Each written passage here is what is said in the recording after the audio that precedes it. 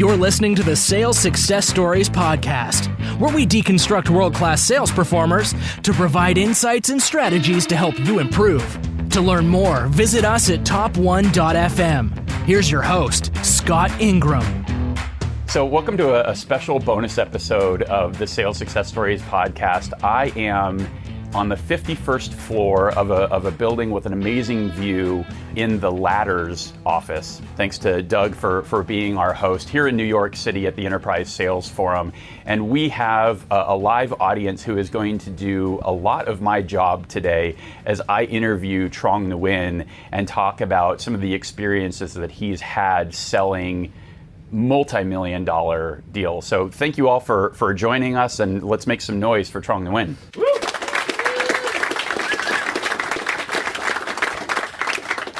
So we asked the audience before we got started, maybe a quarter of the folks have heard the podcast before and have maybe heard Trong. But Trong, give us just kind of the high-level walkthrough of your career. Where have you been? What have you done? And give us some results, because you've been pretty successful along the way. Awesome. Let me just kind of reflect upon my career and just give you some of the key highlights. Closed a $100 million deal at IBM, one of the biggest of its kind at the time. $75 million, $50 million deal at Dell. I had two customers that never ever wanted to ever deal with Dell at all. So we cracked that code. I cracked the first health insurance company for Microsoft, and the work that we did there became the foundation for all of our legal contracts and agreements for Microsoft in the healthcare space.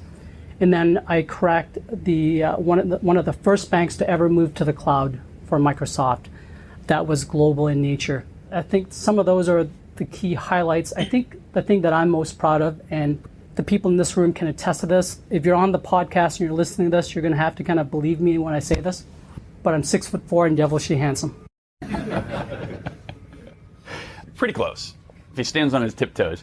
So, and what Trong didn't share is when he was at Dell, obviously when you put up those kinds of numbers, your position in the organization is rather significant. So he was the #1 global account manager at Dell, #1 at Microsoft, featured in very expensive high production value videos that were shown at sales kickoff meetings for the entire sales organization.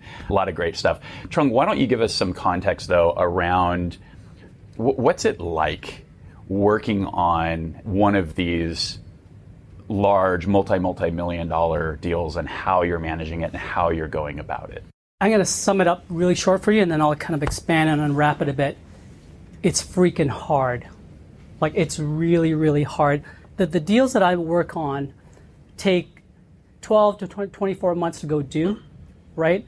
And it's tough because I'm working at one of the largest companies in the world, selling to the largest companies in the world, right? And so what you end up doing is half your time you're selling internally just to make sure that all of the different teams, sales teams, marketing teams, operations teams, the technical teams, actually all want to swim and go down the path that you're going down, right? I would say 60% of your time is actually spent doing that. And then when you go to the customers, you're talking about big, major banks, right, that I was dealing with, am dealing with. They have so much legacy and inertia that to move them to do something else different takes like an act of God to go do, right? And you are going to disrupt a lot of status quo. You're going to disrupt a lot of careers because there's a lot of folks that don't want that change. And unfortunately, if you want to impact that change, they're going to have to go find another home elsewhere, because some of the things that you'll bring up to the executive teams will force them down a different path. Right? So none of it really, really hard. And I got to tell you, you have to bleed it, you have to believe in it, and you have to kind of dream about it the way your dreams of sushi, right? All day long. What a great documentary. If you haven't seen that, you got to watch. It's good. It's really good.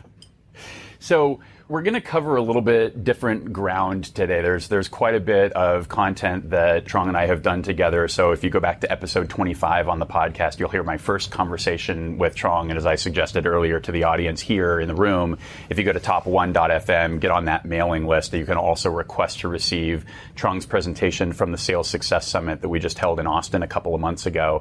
And in that, he walks through a lot of the details of working one of those specific deals. deals and how he was mapping the organization and doing that kind of work. So I'll leave you with that and suggest that you go absorb that additional content. But what we wanted to focus on, at least initially today, was talking about negotiation. Right, especially at this type of scale where you have so many stakeholders. So, Trong, I'll just let you kind of outline this how you want in terms of how are you framing and thinking about entering into this scale of a negotiation? Yeah, so when you're talking about deals that range anywhere from 10 to 50 to $100 million deals, keep in mind your negotiation is actually going to take that long as well, right? It'll be anywhere from 6 to 9 to 12 months long. And as you're thinking about it, think about all the gives and gets that you're going to be able to offer to the customer, right?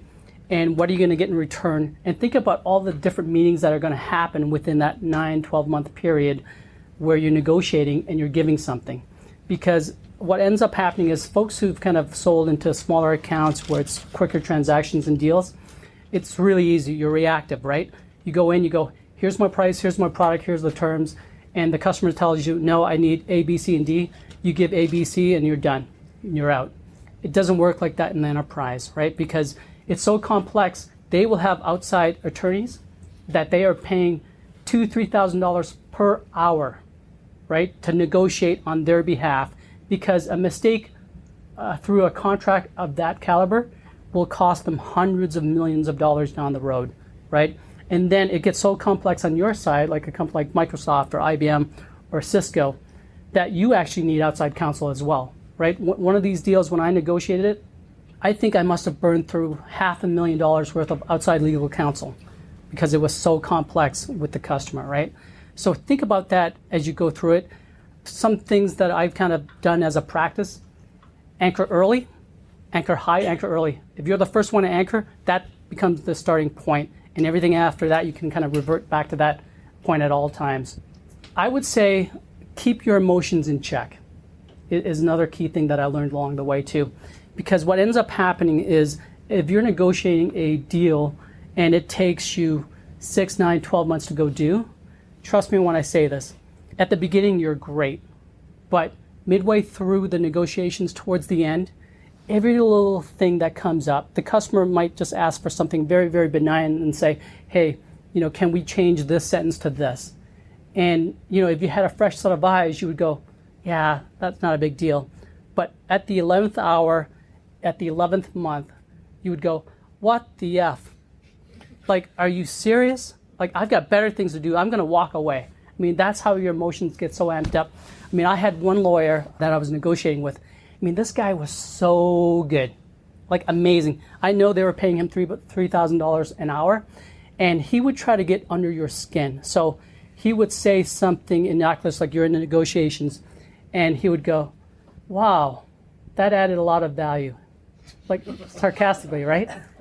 And then you look at him, you go, what? And then because he did it purposely to kind of get a reaction from you, and then he'll kind of circumvent, go around it. All of a sudden, you have to give something back to save face, right?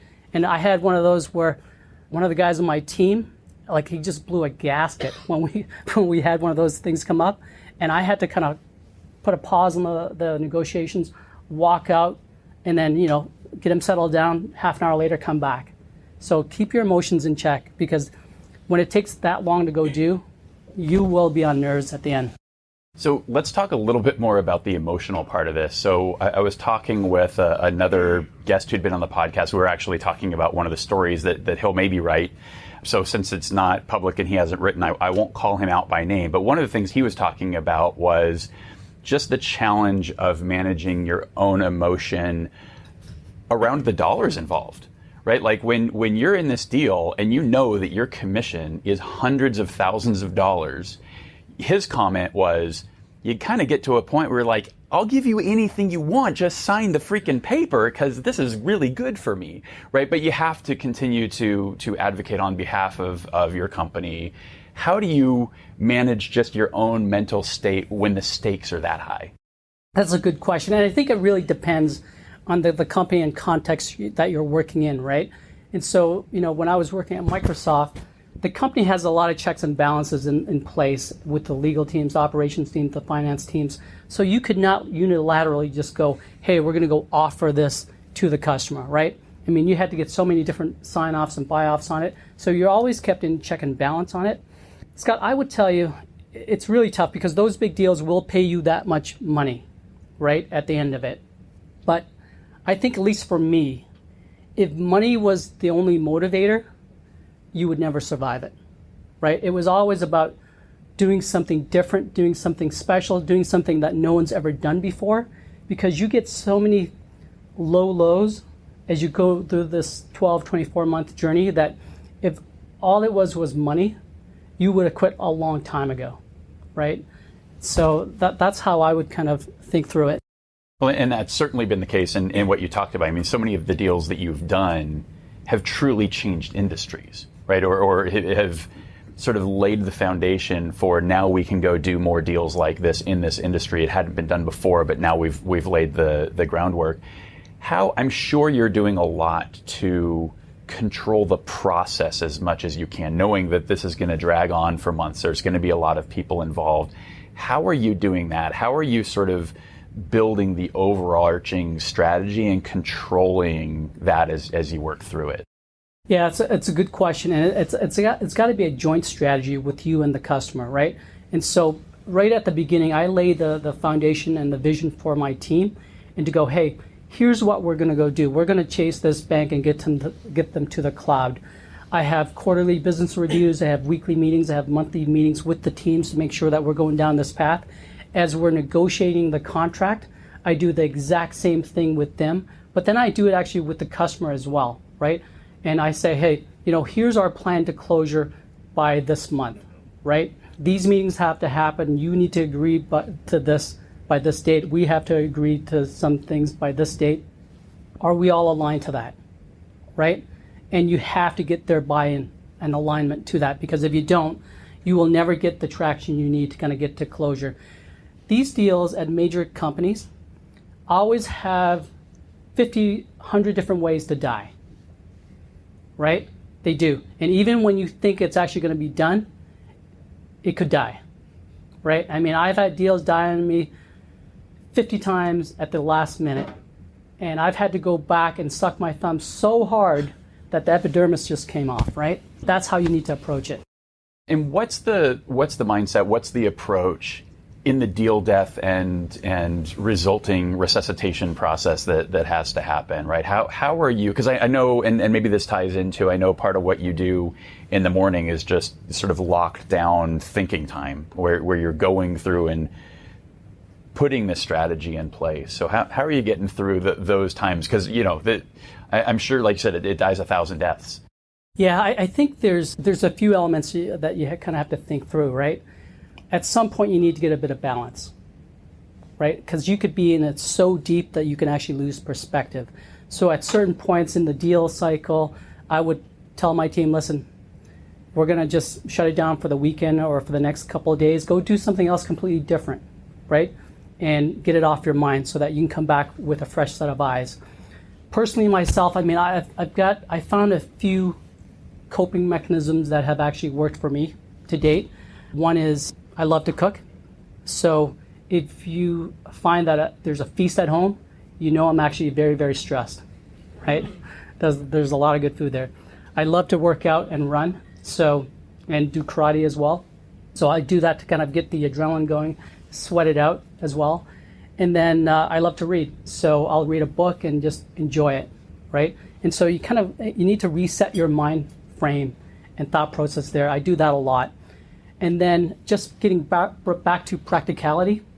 When you come back, right, take a look at it with objective eyes, right? What's the real issue here? What caused this to die? And then how do we actually bring it back? What will make this deal come back to life again?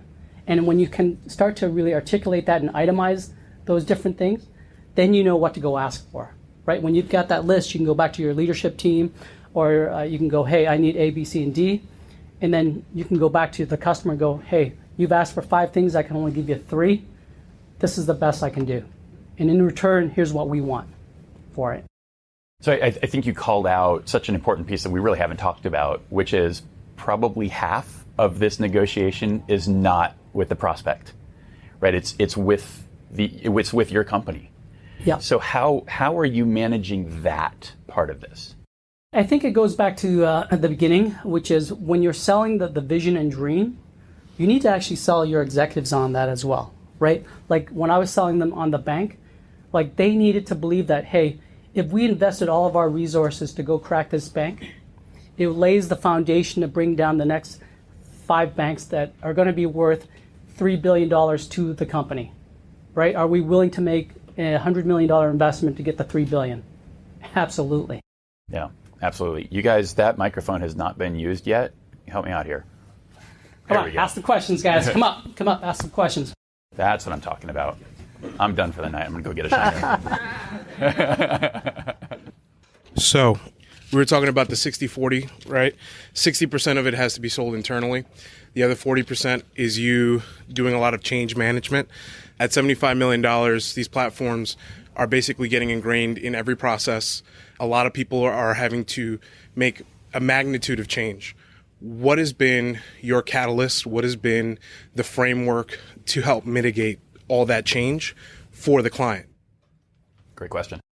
I think in general, business is just business, right? And so no matter which C-level executive that you're talking to, the president, CEO, CIO, or whatnot, if you have a value proposition that does one of two things, it either helps them grow revenue or cuts expenses in a big way so that the company is more profitable, then you've got a story to go tell them, right?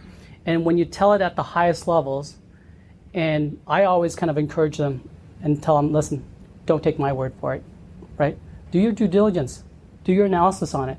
And if I'm wrong, I'm happy to walk away, but I haven't been wrong yet, right? And when they do their due diligence, they go, oh my God, I think that Tron guy was right. I think we can save $100 million by doing this, this, and this, right? And then it becomes a top-level CXO initiative to go, how do we start the change management process? How do we go with the human capital change management process to get people on board, to get people bought off on this, right? So that's what I normally do. So you make these massive multi-million-dollar deals, and they like to say when you finally make the sale, you lose your best prospect. So through that mindset, once you've made the deal, you've lost essentially your best prospect. How do you kind of pick yourself back up and say, okay, I want to top that, find that next multi-million-dollar deal? What's your process for that? That's a tough one. I think you'll see it in the book that's going to come out. But it's hard for me because I live for this. Like I breathe sales. I live for the hunt. Not so much for the win. Like I love the win, but it's more about the hunt. And after I close it, I get so sad, right? I almost get depressed, to be honest with you, because it's just been a relationship I've cultivated, developed, built over the last 2 years, and now it's coming to its natural closure, right? And then at that point, there's only 2 thought processes that come into my mind. One is, I've got to make sure this customer is wildly successful, because I have no doubt I'm going to call back on them 5 years from now, 2 years from now, 3 years from now, for a reference for another customer or whatever that is, right? And so that's part one. Part two is, then I think, okay, what's the next big thing that no one's been able to do, right? And it's easy. That's an easy question to ask any SVP in sales, because they'll tell you, yeah, we've never been able to crack Morgan Stanley, Goldman Sachs, Bank of America, whatever that is, right? And then you kind of have your pick of who do I want to go chase, right? And then once you've kind of decided that, then you mentally commit that, hey, this is a 24-month journey I'm going to go on, and you start it all over again. Hey, Trong, thanks for this. I want to throw you a curveball. I've been laboring in B2B tech startup. So it's not Dell, it's not Microsoft. It's a company you've never heard of, and I'm going to try and approach you to make a 2, 3, even just $5 or $10 million sale. How do you do that? How do you like, it's a company they've never heard of, and maybe even a product or a niche that we've just created. We are the first ones on that Gartner quadrant, the only ones on that. How do you get their attention? Yeah, I mean, I think you're at a disadvantage because you don't have the logo and brand name, so I'll give you that. But the process itself is actually not all that different from chasing from a big company, right? What I always do is I triangulate data, right? So pick a company you want to go call on, right? Pick the executives that you want to call on and do as much research on that executive as possible. Talk to your extended network, other teams, anyone that would actually have a connection to know someone who knows that person, right? And then I start kind of cold calling them with something that will attract their attention. But it always comes back to data. You know, I'll give you an example. When I was trying to crack one of the banks, right? I literally spent 2 or 3 months meeting with anyone that I could to get as much data as I could on the bank, on the executives, right? And kind of building my own mosaic out and seeing who does what and who is actually the real power players, because the org charts in and of themselves don't really tell you all that much. Like, they tell you positional authority, but they don't necessarily tell you who actually gets stuff done, right? And that's so important. And then you start building out and branching and making 1 or 2 of those connections, and then getting those connections to help branch out and get you more connections. So that's how I'd branch out and do it. Great. Thanks. You read this book called Never Split the Difference. It's by this guy, Chris Voss. He used to do hostage negotiation for the FBI back in the day. Right, one of the things you said, he says in the book about anchoring high early in the negotiation. He says a lot of good stuff. A lot of it is kind of stuff a lot of salespeople use anyway, like labeling and mirroring, all that stuff. But there's something he talks about. I want to hear what you think in your experience. He talks about getting to the no. Instead of everybody, a lot of salespeople were taught, get them to start saying yes, get them to start agreeing, ask a lot of questions that they got to say yes to. And he says, no, don't do that. Ask them the question where they got to say no. Get them to, because there's a power in saying no. You feel a sense of control. You feel like you haven't given anything up yet. I mean, in your experience, have you seen that? I have, and I've used it a bunch, and I would augment that a bit. I try to get to the no fast, but then I always go, why? Right? And keep on unraveling that with the whys until you get to the heart of something, right? It's funny. I'll give you an example. When I was negotiating with this bank, and they were like, hey, we need audit reports if we're going to do this cloud deal with you, right? And we need the audit reports within a month of our request, right? And I went back to my audit teams and my operations teams and said, hey, here's what the customer is asking for. And my operations team's like, no, we can't do it, right? And that was gospel. That was like given, no, we can't do it. And every team prior to me actually took that as gospel, and they're like, okay, that's it, we can't do it. And so I said, I don't understand. From my perspective, the customer is actually asking a pretty reasonable request. Why can't we do it? I don't understand. And I kept on getting, no, we can't. And I finally escalated it up high enough where I said, I don't understand why. And then I finally actually talked to an accountant, right, within Microsoft, that he said, okay, here's why we can't give it to you within 30 days. When we do an audit for a customer, right, it takes us 15 days to do, and then it takes us 15 days to actually kind of put the report together, so that's 30 days. But here's what happens. Within the first 15 days that we do the audit reports, if we find something wrong, we stop the audit report, we continue later on, and then now you're going into 45, 60 days, right? And so that's why we can't give the audit reports within 30 days. And so I said, you know what? Actually, that makes a lot of sense. I totally get why we can't do it now. And so when I actually went back to the customer and explained the rationale to them as to why we couldn't do this, they're like, okay, I totally get that. Can you put some language in there that says, hey, you'll do your best efforts? I'm like, done, right? And so that's how you kind of get around the no's really quickly, by just asking why and keep on going through with it. Yeah, that's very similar to what he's talking about. Thank you. Hi, you mentioned you closed a couple of deals for Dell to companies who are never going to use Dell. How?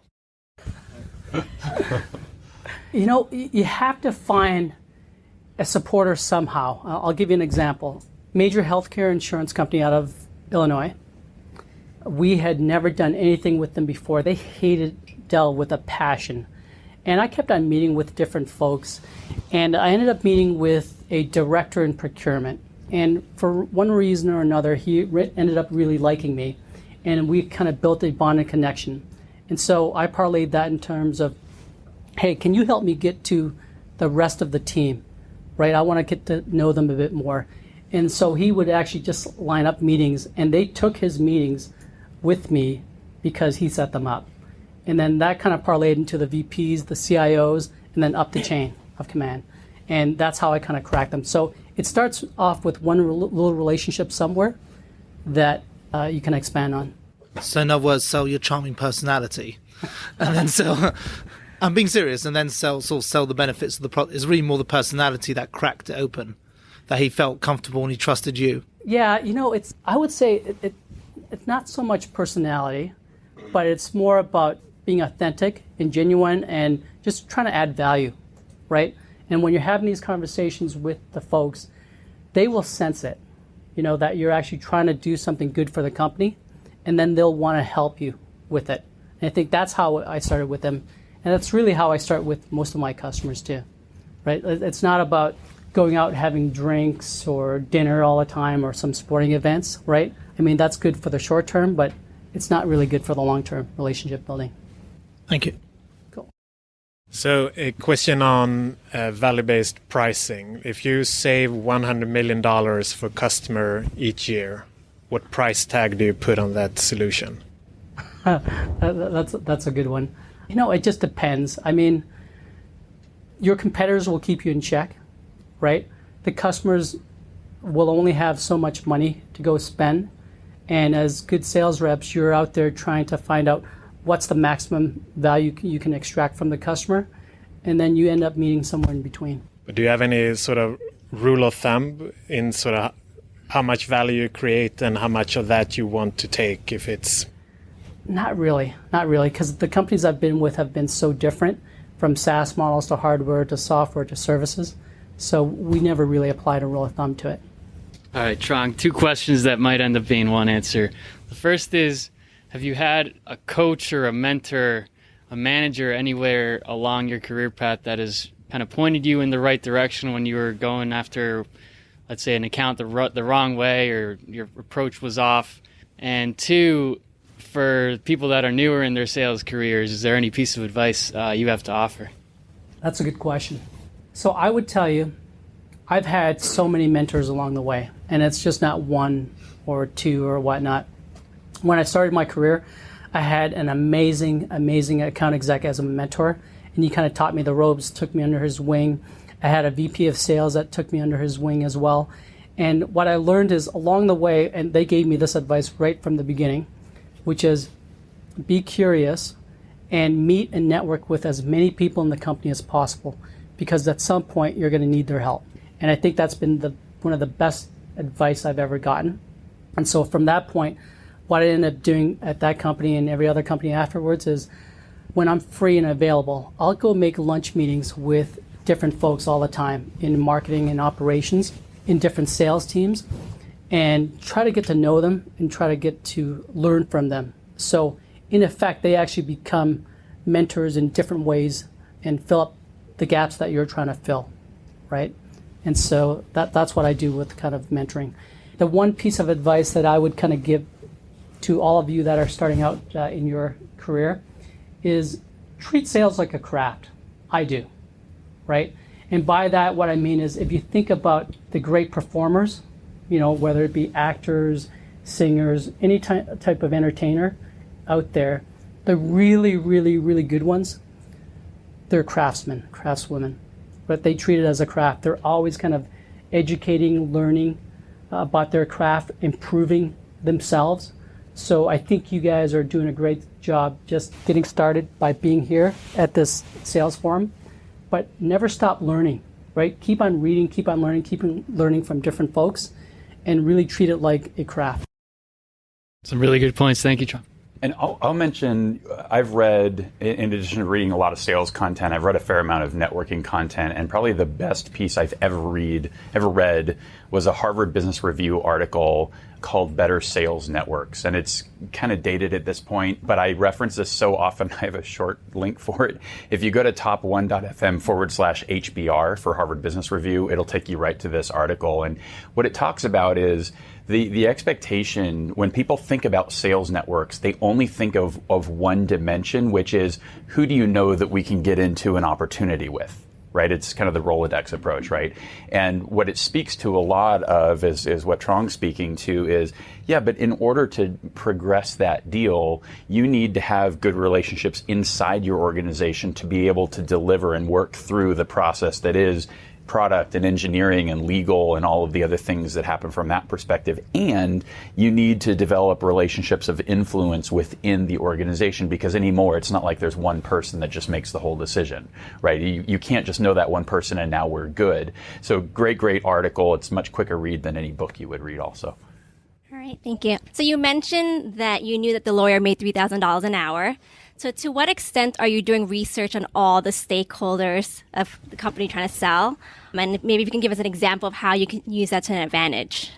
Yeah, so it's kind of funny. I do a lot of research behind the scenes, and folks who are kind of new into sales and get the wrong impression of sales, they always go, oh my God, he's another sales guy. All he can do is lunch and dinner and stuff. And it's so far from the truth, because that's only the 10% that you see. Right, I spend so much of my time actually behind the scenes researching folks, networking, learning about the folks. I research on everybody, and not only about their kind of professional lives, but their personal lives, what makes them tick. Because what I found is that, and I'd love to hear from you guys if you see differently, but I've lost major deals based upon politics. I've had the best solutions, I've had the best technical validations, I've had the right support at the executive levels, and I still lost because of politics. And I've also lost because of personal agendas. What I found is personal agendas will always trump business agendas, right? You get a VP in somewhere who has a personal agenda to kind of help you, they'll find a way to make you win. You have a VP who has a personal agenda that says, hey, I don't really want this solution, then you have to work 10 times as hard to navigate around that person, neutralize them to get your deal done. Are you just using the standard ways like LinkedIn, Facebook, Twitter? Are you talking to people who know them? Like, how are you getting all of that? Everything? All of that. What I found to be extremely helpful is actually YouTube. Because if you search them on YouTube, the top executives, they will have done video casts, podcasts of somewhere, and I just watch it. Hi, Trong. Hey. I was curious, so these sales cycles, you're saying 12 to 24 months, you're doing a ton of research to prepare for the calls, you have internal stakeholders behind you. I'm curious to get a little bit more specific on like the first conversation or like the first and second. I mean, obviously you're not closing these deals on the first call. And I know that obviously rapport and building a relationship is a really big part of that, but can you walk through kind of like your approach and your process for like those first like 1, 2, 3 conversations to kind of set the agenda and then set the path for the next couple of years? Yeah, sure. I mean, think about this, right? So whatever it is you're calling it, like let's say it's a CIO or CXO, right? Before you even have that first meeting, I actually have a bunch of meetings with folks, a few levels below them and a few levels, horizontal to them as well. And I try to get as much data as I can around the company, their key initiatives, the projects that they're working on, things that they might not be happy about. Then I go up to the next level of the directors. I do the exact same thing. And what I do is I trade information. So, a director in HR will have a different perspective on something than a director in IT. And so when I meet with the director in IT, I'll say, hey, let me update you on a few things, right? And then I tell him what the director in HR told me. And now he's like, oh, okay, that's really interesting. I didn't know that. They didn't know that because, in big organizations, they never talk to each other, right? So you trade information back and forth at the horizontal layer. And then once you've got enough good data, then you bring it up another level to the VP. You do the same thing, and then you go to the CIO. And so by the time you get to the CIO, you'll say, hey, listen, I wanted to meet you. I want to talk to you about some of the key things that you're working on. But I also wanted to actually give you some perspective in terms of what your teams are saying, right? And, you go off a few things that they're saying, I guarantee you 9 out of 10 times, they would have never heard this before. Because so much of what gets up to them by the time it gets to them is so filtered that black actually is like white or off-white when it gets to their level. So that's how you kind of get value. And then once you have that meeting and you show the CXO that, hey, you've put a lot of thought to this and you've added some value, they will totally meet with you again, right? So you talked about it a little bit on saving the company money, but let's talk for a second about competitors. And whether you're selling into a client that already has your competitor, or you're in the middle of a sale, you're 12 months in, and all of a sudden the competitor starts knocking and he starts competing with you at the same time, and whether it's an RFP process or something where it's, or further down the road, how do you manage it at that point? So I guess 2 questions. 1, selling into a company that's working with a competitor, and 2, when you're in the process and you start getting competition. Okay. I've been through so many of those. I'll give you an example around the Microsoft side. And so when I kind of called on this bank, they had Cisco equipment everywhere, right? And we compete heavily with Cisco. But it's a different technology. So Cisco has the hard phones, they have the soft phones, and not all of the platforms are integrated, right? So instead, when I sold to the executives, I painted this vision as, hey, if you want to become a digital bank, right, here's how I would approach it. Here's how I would change the sales force. Here's how I would change your real estate and facilities. Here's how I would change your working environment to kind of facilitate that collaboration. And oh, by the way, all of that actually includes our soft phone, right? And so you kind of pivot and just change the whole conversation completely.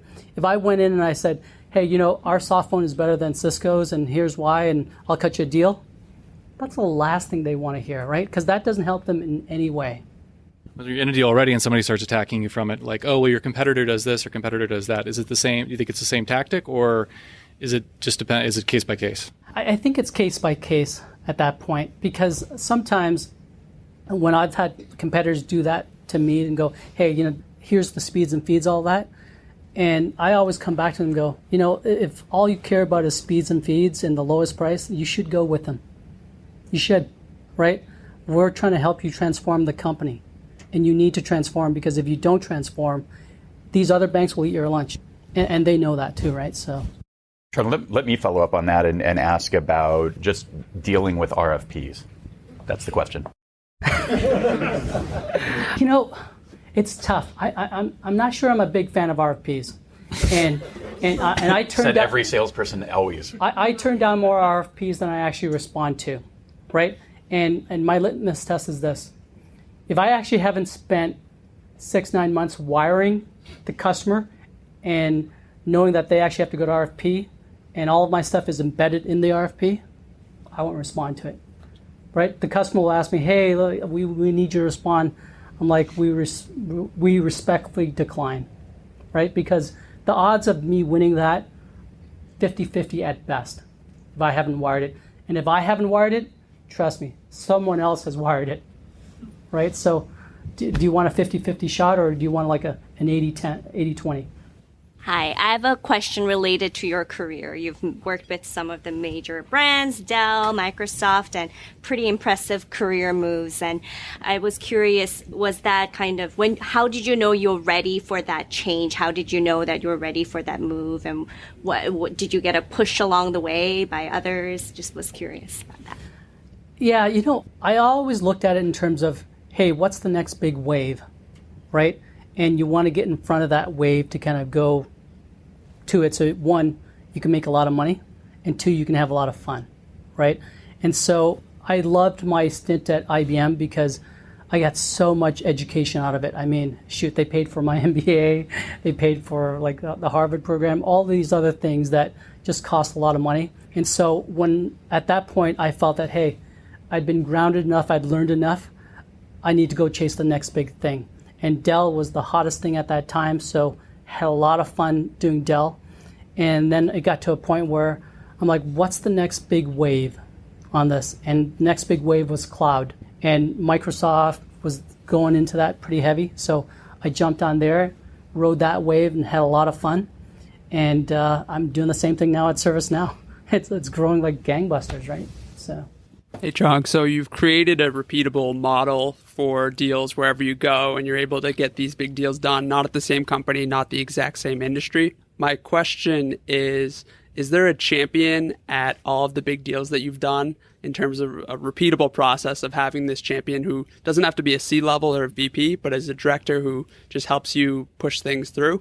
And secondarily, if so or if not, do you show them your org chart or your deal map? We call them mud map, but it's that internal org chart about the opportunity and who influences who. Just want to hear your take on that. I actually get them to help me build it, to be honest with you. I don't even show it to them, right? And it really comes down to, I spend a lot of time finding that supporter, that fox that you would call it, right? And it doesn't matter where they are, it doesn't matter, they don't have to be that high, but someone needs to be your fox and champion. And then once I have that person, they have to be at a certain level because they need to be able to get you good intel, right? And at that point, I start sharing with them, here's my plan, here's my vision. I want to go do this at the bank. I want to go do this at the healthcare company. And help me think through, coach me of how to go about doing it. And at that point, they actually open it up completely to you. They'll tell you, okay, for you to actually go do this, you need to kind of talk and spend time with these 10 people and build relationships. And by the way, here's what they're really interested in, right? And then those people, once you develop the relationship with those, they'll tell you, hey, you need to go spend some time with these other 20 people. And then eventually that becomes the map, right? So, Trong, continue along those lines. We talked about sort of mentors more generally, but I know you build mentoring relationships inside your customer companies. How do you do that? How do you think about that? I think in general, right, people just want to help people, right? And so I always approach it in terms of when I work with someone there and I kind of paint them the vision that, hey, here's what I want to do with your company, and here's why it makes sense, because it's got to make some type of sense for them. And then I always ask, help, right? It's so simple, but help me, right? How do we do this, right? And at that point, if you are authentic and they believe you, they will want to help you. And then eventually you get one supporter and 2 and 3, and it just starts to snowball. And that's how eventually you kind of get enough momentum to actually do something. I had a question. I've been at startups most of my career so far. At a big company, I don't know how relevant it is, but a startup, you're calling somebody, you talk to the gatekeeper, they won't put you through. You send an email, they don't always respond. How do you get through if they're not giving you the time of day? Do you move on to an account if you can't break into it after a certain period of time, or do you keep trying at certain intervals? It's funny. I've had that happen to me like everywhere I've gone. Yeah. It just happens. Right? Yeah. And what I've found, what I do, and I'm not sure it's the right approach, but I just surround them, right? So I'll run into a gatekeeper that says, this is funny, because this one guy, when I met him, he's like, hey, so whenever you come call on our account, I want to know ahead of time who you're calling with, what you're talking about, when you're going to be there, right? And if I ever catch you on our campus, on our site, and I haven't been briefed ahead of time, this will be the last time you call on us. Do I make myself clear, right? And I've had so many of those conversations. And what I do with them is I tell them, I said, listen, I don't work for you. I work for the CIO. And if the CIO wants me to kind of work within that avenue and that process, I'm happy to do it. But I want an email from them stating that and copying their boss, right? And as soon as you kind of put it back on them like that, they're like, oh shit, he just called me out, right? And then what you do to augment that is then I build relationships quickly with other folks in peers of theirs, seniors of theirs, and then at that point they go, shoot, there's nothing we can do about Trong. Like he's got a rabbi, he's protected, right? And at that point you have free reign. Okay, so it sounds like you just keep talking to people till somebody gives you time of day, unless you hear from the CIO that they don't want to talk to you. Yeah, because think about this, right? If you accept that as a no and that's a no, you're done. Like, what do you have to lose to go above them or around them at that point? Nothing. So second part of that question, if you email the CIO and he's like, no or not now, how long do you wait before calling him again or emailing him again? Like 6 months, 18 months, 12 months? No, that's way too long. So what you want to do with these top level executives is you want to build a cadence with them, and you want to show that you're adding value. So what I'll end up doing a lot is CIO doesn't want to spend any time with me. Totally cool with that. The latest book I'm reading that I really, really like, I sign it inside, personalize the note saying, hey, listen, I read this book, thought you might like it. Look on page 81. There's a good paragraph there that I think would resonate with you, right? Send it to them. You might not hear anything back, doesn't matter. A few weeks later, hey, I just read this HBR article around collaboration. I thought you might like it, right? And keep on pounding at it, and I swear to God, it's worked for me relentlessly. After about 2 or 3 months of doing it, they just meet up with you because they're tired of it, right? And when they meet up with you and they find out that you are the real deal, you're going to help their company, they continue to meet up with you. Okay, so it sounds like you just keep pounding it until they give you time of day. Okay, thank you. Hi, Trong. I'd love to follow up on something you mentioned earlier, and that was aligning internally, specifically around marketing and sales. So how have you worked with your marketing team to swim in the same direction that you want them to swim in? It's a lot easier than I think you might think. And I'm not sure if this is a gross generalization, but most salespeople are actually allergic to marketing people. Like, they never talk to them, they never want to do anything with them, they think marketing is just overhead. And I actually take the complete opposite view. And I go, God, marketing is actually a great partner of ours. And so what I end up doing with them is I tell them, hey, here's where I want to take these customers down this journey. And here's how much revenue we're going to drive with these customers if we do these things right. What events do you have that can help me accelerate this sales cycle for these set of customers? And so then they'll kind of lay it out in terms of, hey, we got this event coming up, we got this event. Here's what the next 12 months looks like. At that point, I go, I love that, but I need a bit more. Here's what I was thinking. Can we do 1 or 2 events centered around this? Because if we do this with the events that you have, it would really help me accelerate it. And then they get so excited that they go, you know what? Let me figure out a way how I can help you do one of those events, right? And then we do it. And then it becomes a massive success. So I leverage marketing to the hilt. So 2 questions. I guess you talked about $100 million deals, 75 million, 50 million. When the deals are smaller in size, do you change your sales process or your approach? I know you're saying you're spending a lot of time, just 3 months, just gathering information. Are you changing your approach or your process, or is it, I guess it's kind of fluid as it's changing throughout? And then my second question is completely different, would be, you mentioned you worked on so many deals. Is there one that kind of stands out to you as far as having the biggest obstacles? And if so, how did you overcome them? Okay. When you say the smaller deals, how much smaller are you talking about? Like a magnitude smaller or just a bit smaller? I would say just a magnitude smaller. I guess as you've evolved in your career, because obviously I don't think you didn't start with the 100 million, you started lower.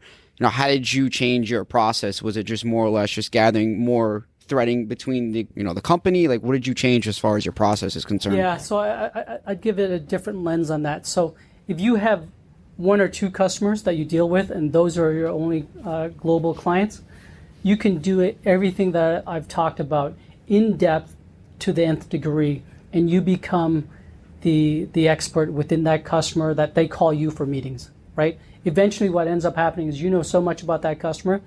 I've had VPs wanting to set up monthly one-on-ones with me, and I've had so many of those because you know more about their company than they do, right? And so when you have 1 or 2, you can actually do that. When you have 10, when you have 20, when you have 50 customers, you can't get to that level of depth that I'm talking about. So then you start to kind of skim more on the surface and not drill down as deep on it. So I'm sorry, what was the second part of the question? Just talking about is there any deal that kind of sticks out in your head as far as being the biggest obstacles, and kind of what were those and how did you overcome them? I know you mentioned the procurement, but is there something outside of that, kind of the largest obstacles you faced? Yeah, I think one of the last major deals I did at a Canadian bank, taking them to the cloud, was probably one of the hardest deals that I've ever done. And I'll give you the context of why I say that. So picture this. Any Canadians in the room?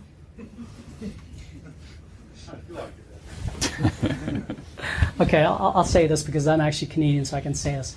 So Canadians are like the nicest people in the world. and I hate nice people. Think about this, right? If you have a room full of really nice people, execs that you're dealing with, right, and you want to get a deal done, and they're shaking their head, yeah, we'll eventually do it, we'll do it, and it never happens, what ends up happening? You lose credibility with your management team. Eventually, you're going to get shot, right? Because you can't forecast properly, right? And so I was looking after this bank. They'd been doing stuff the same way forever, right? And now they had an American come up, tell them that they should look at things differently. And I had no relationships in Canada. I had no relationships at the bank. And my own team, internal team, were skeptical of me, right? Because I don't know if you guys have worked much in Canada, but when you have an American come up, Canadian teams hate Americans coming up, doing their 1 or 2 year stint, and then bailing on them, right? Because then they're like, you're just going to get your ticking mark and then leave. Like, why should we invest in you, right? So that was the kind of mentality. And it took me a long time to earn that trust with my internal teams, then to earn that trust with the customer. And it was really, really tough because they had a lot of executives that did not want to change, that did not want to do anything different, and they thought they were king of the hill, right? And when you're faced with that and you go toe-to-toe, someone's going to lose, and someone's going to lose their job, right? I can tell you, it wasn't me. And so those are the kind of tough decisions and calls you have to make. Trong, you should write a book about the ins and outs of that deal. Maybe you already did. Maybe I will. I wonder if you could comment about managing the vendor management process within a large account. We haven't touched on that. That's one question. And then secondly, on your 60-40 split, how have you dealt with bad word of mouth from a sale that's another colleague conducted? It's tough. On the vendor management side of it, I think you have to get to the stage where they have to kind of treat you as a peer and a trusted peer that can't be moved, right? And it took me a while to kind of build up my rapport and relationship with these guys. But, eventually what you want them to think of you as, hey, he's authentic, he's a fair negotiator, and he means what he says, right?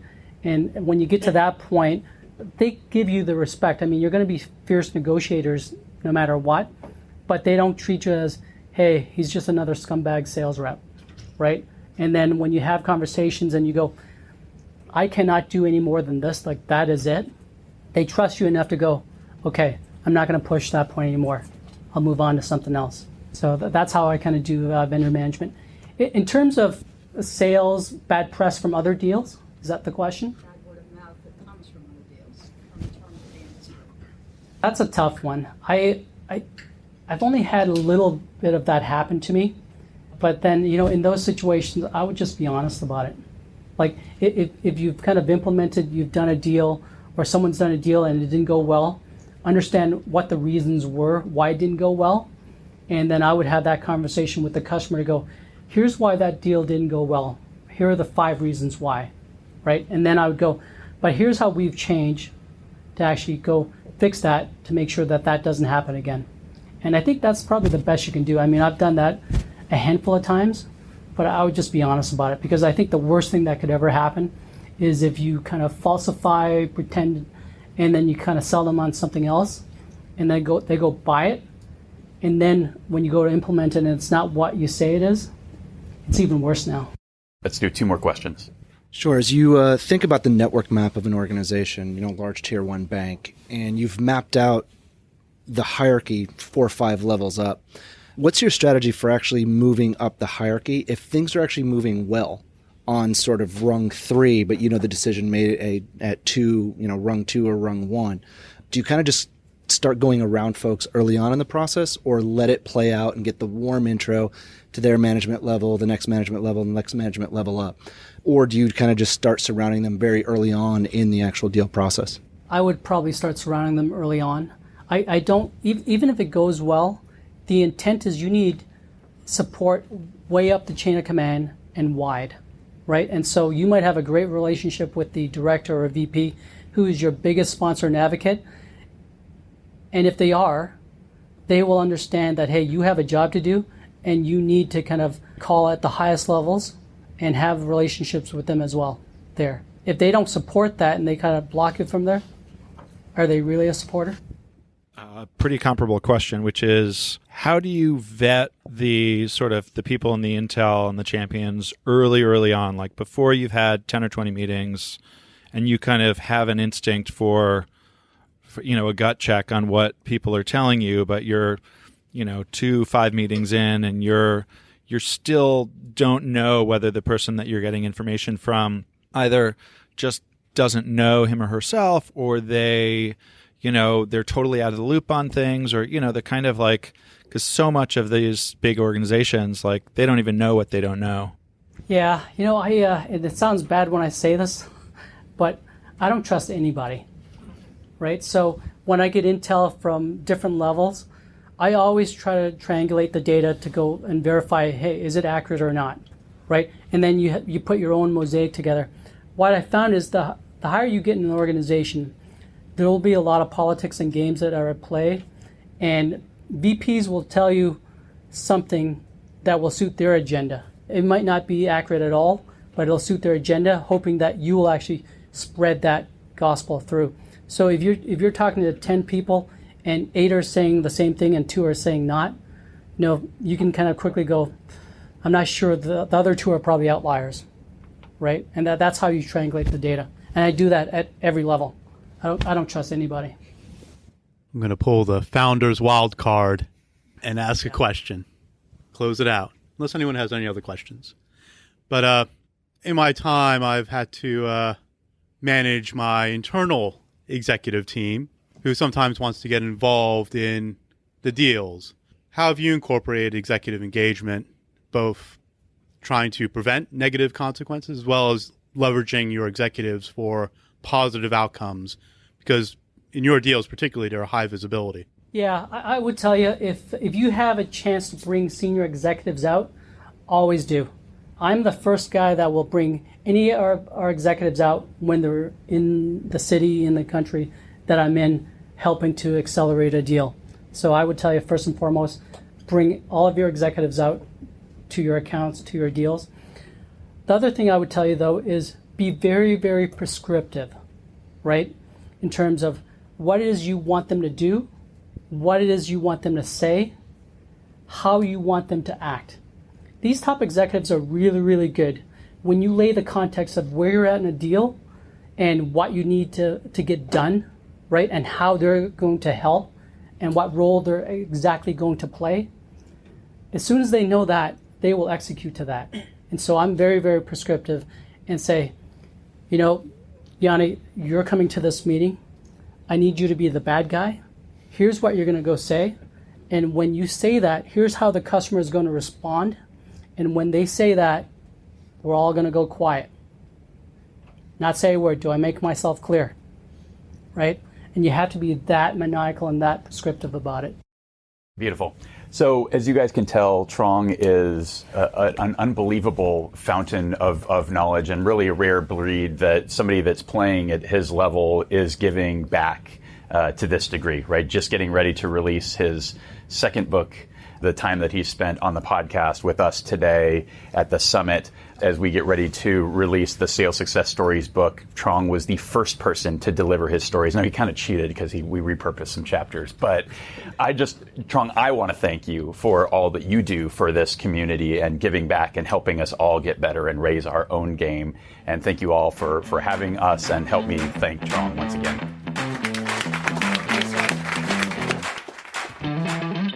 Thanks for listening to the Sales Success Stories podcast. To be sure you never miss an episode, and for an invitation to our sales success community powered by Influitive, subscribe to our newsletter at top1.fm.